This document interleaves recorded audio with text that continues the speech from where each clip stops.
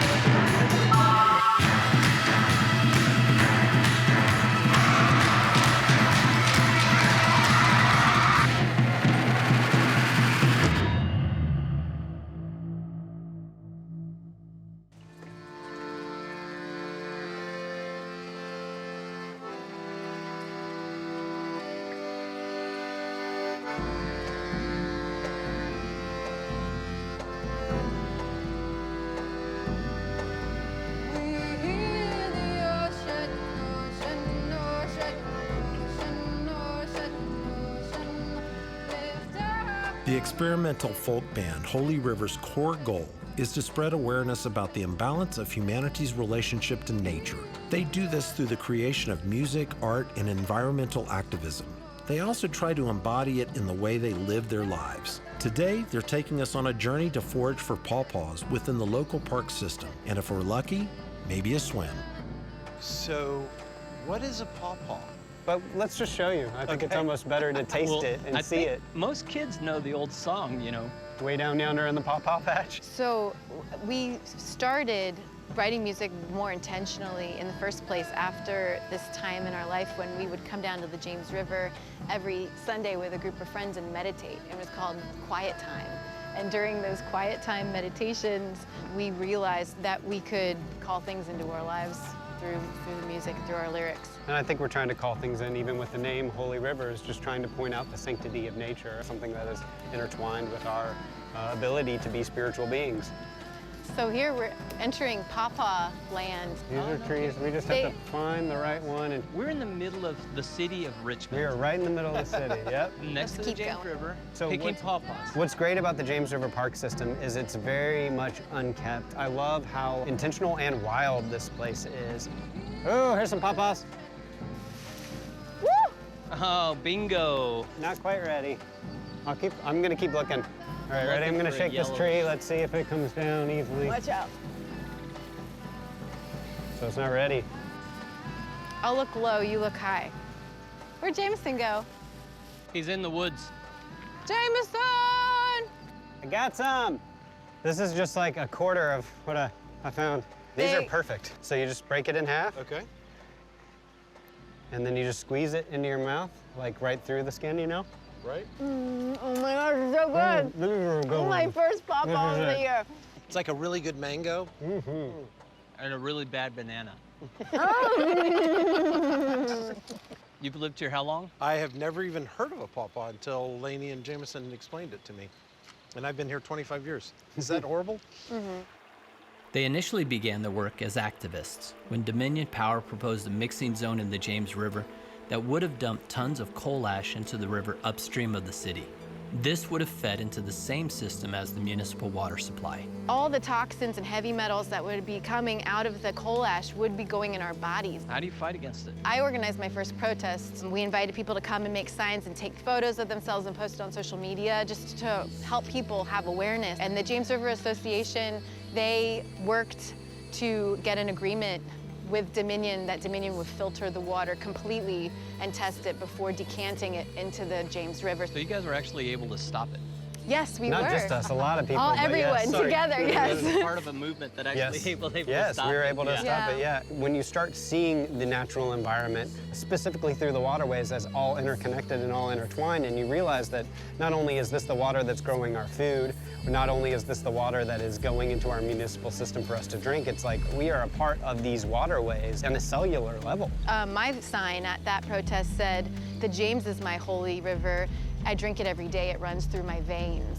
The more I contemplate what rivers are on the earth, the more amazed I am, because they're endlessly old and endlessly new. Like, they're these veins that are carved through the earth through centuries, but the actual molecular water in them is technically new constantly, but they're ancient. Wait, This tree has been providing chicken in the woods for us and a community for years and years. We've been coming to this tree for 6 or 7 years, harvesting this mushroom. Oh my gosh, it's huge. Wow. So this just reproduces. Yep. We actually just harvested from it a few days ago. looks just like coral or something. It's wild. Can you eat it raw? No. So you guys forage a lot? Yeah, we forage quite a bit Do you? on the park system, yep. This is awesome. Look at that. I know, look at that. Isn't that great? Ah, it's like so beautiful.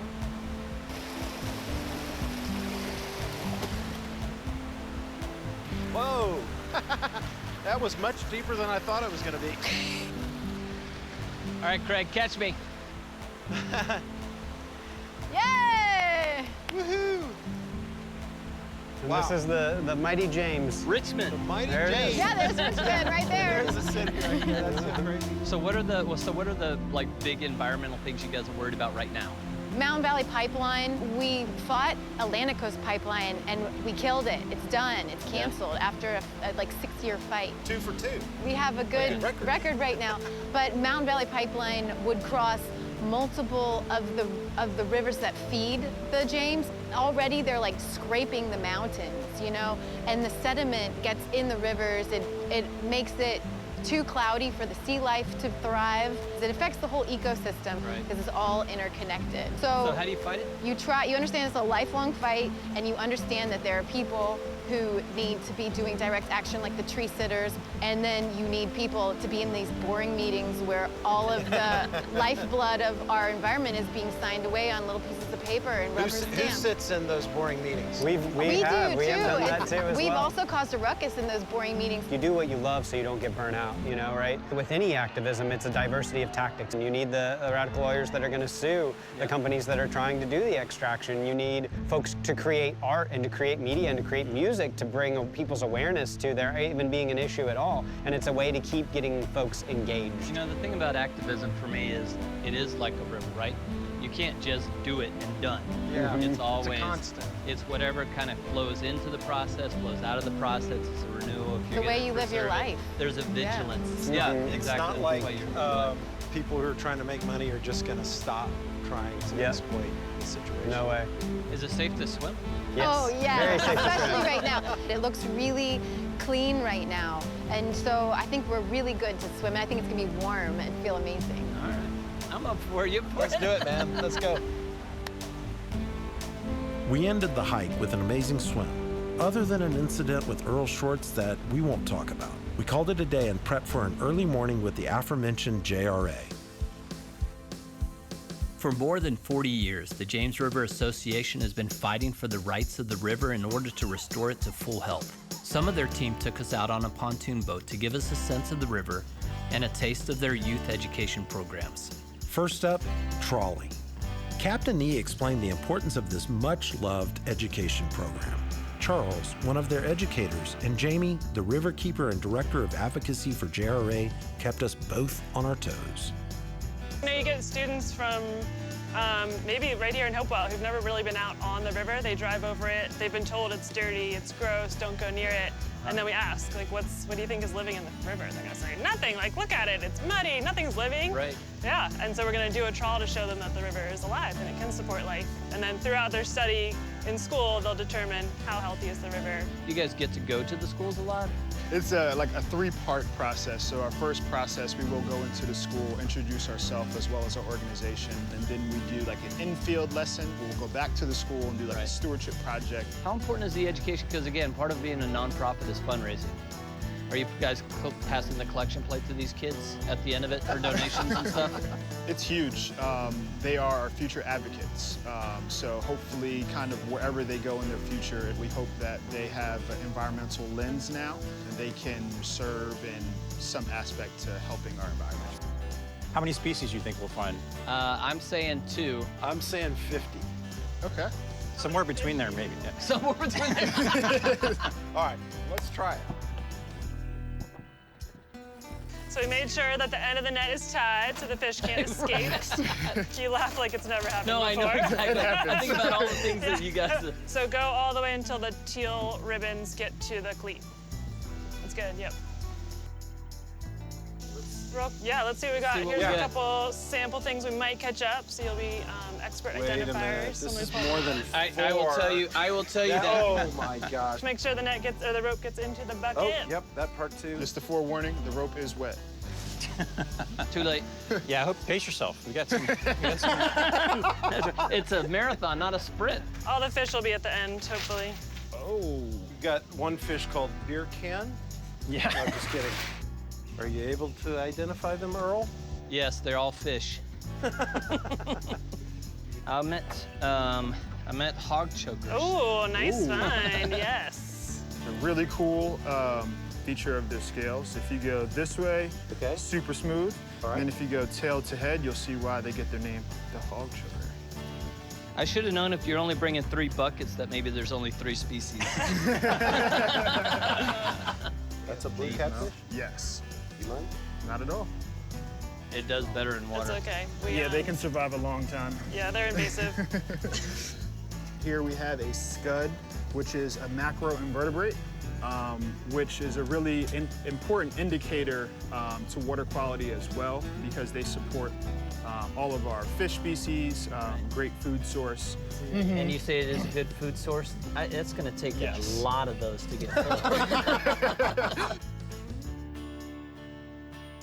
From the time that we had the, Jamestown colony, how much has the environment changed? There's some things that we can only imagine, like how pristine of a river did, the Native Americans have before European arrival.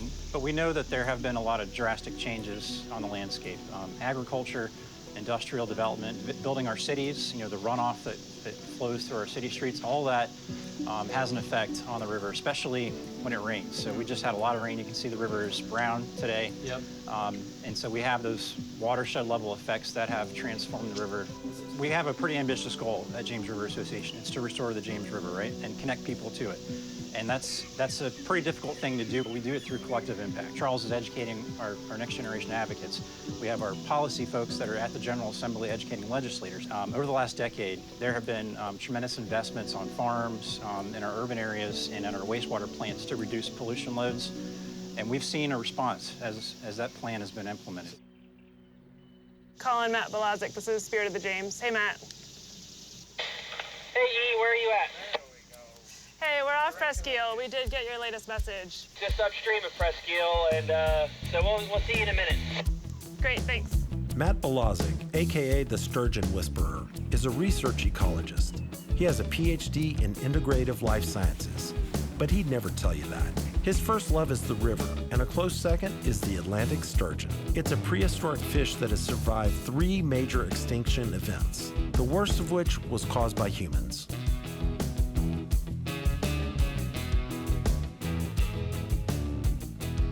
Matt and his older brother Martin have dedicated their lives to researching and understanding this amazing species and provide much of the raw data and science that supports JRA and their conservation efforts. Well, they are a relic bony fish. People get confused with sharks a lot. They've got that pointed snout and all that, but... How big do they grow? The biggest one that's been officially documented was 14 feet. And 14 feet? That was in the late 1800s, early 1900s, after all the big ones were wiped out. So they can get very old. Our oldest one has been officially aged, was around 60, but they can probably get well over 100. Speaking of old, how long have they been around? 6,000 years, brother. Read your Bible. We'll say 6,001 for these guys, and then everything else was 6. But the estimate is about 140 million years, and they're very interesting fish. They're kind of almost like a chimera. We say that they're a bony fish, but actually they have a cartilaginous skeleton. They don't have this on the inside. They have this on the outside, though. Interesting. You know, this is actually calcium phosphate. This is called a scoot. They're the only ones that kind of have these. So this goes along their dorsal side. They have different types of scoots. They have one down the middle of their back, a line on each of their sides, and one line on each sides of their belly. So then they have small versions of these in between. So they really actually have an armor plating. And again, you can see the ridge on this. Yeah. They will. Oh my gosh. They will cut you. I mean, I've got You plenty get of an scars. 8-foot sturgeon in your boat. That's upset because it's trying to spawn. That's why you avoid bring this. Martin.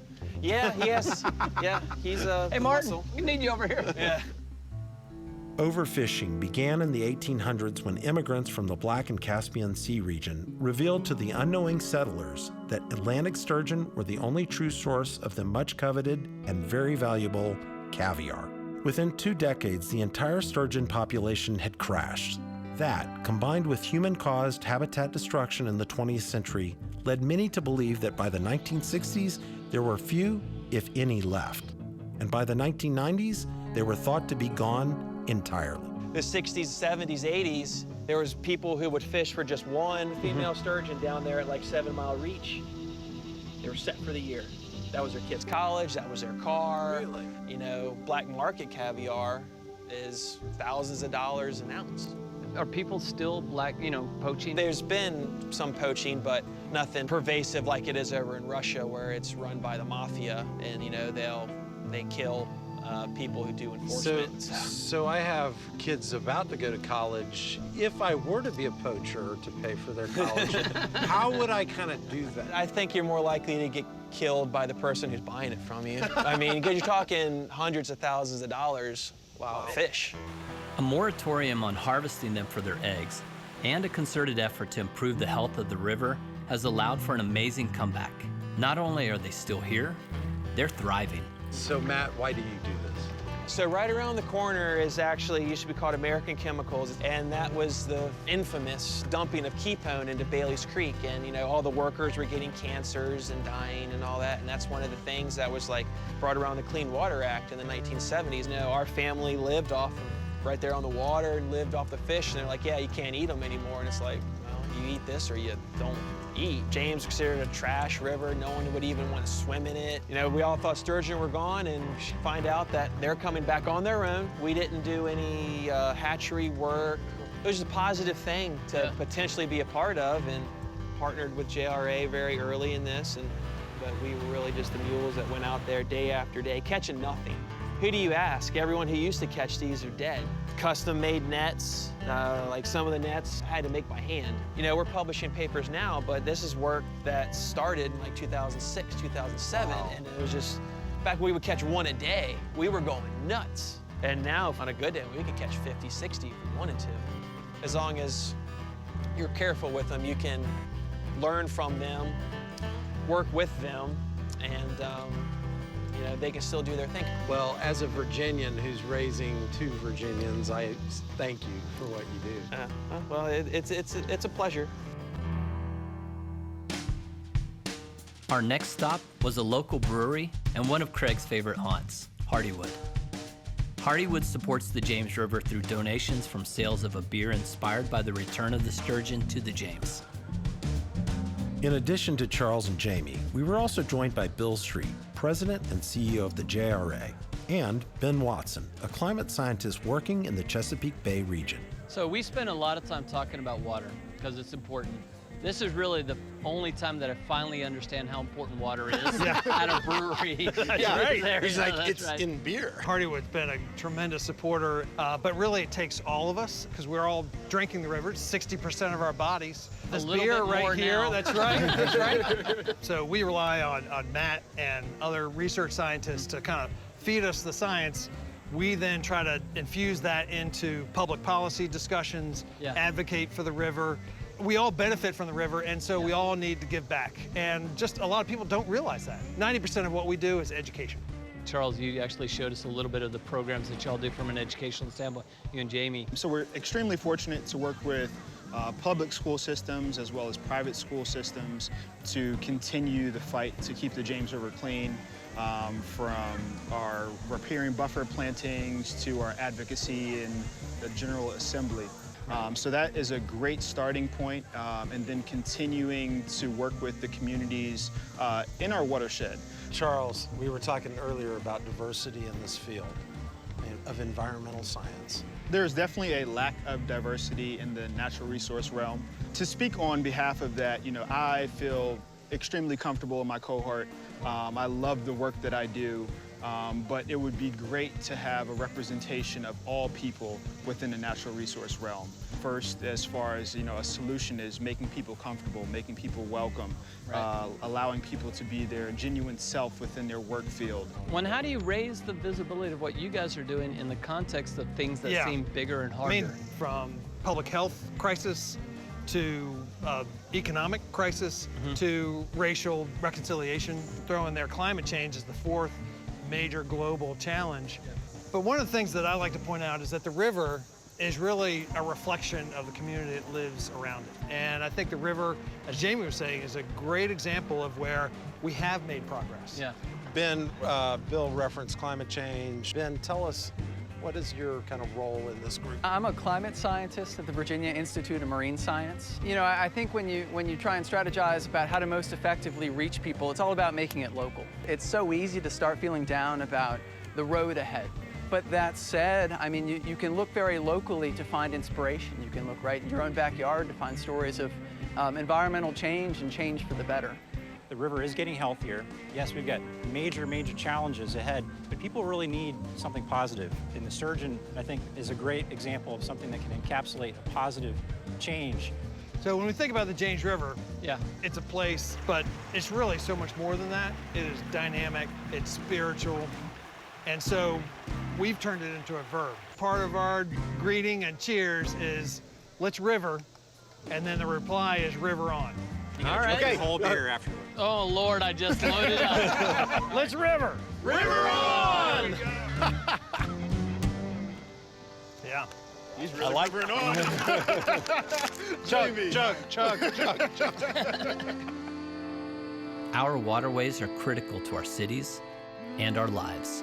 Whether we're fighting to raise awareness, exploring and investigating the waters, working to educate the advocates of the future, or sitting in boring meetings, it will take all kinds of people and passions to protect the James and rivers like it for generations to come.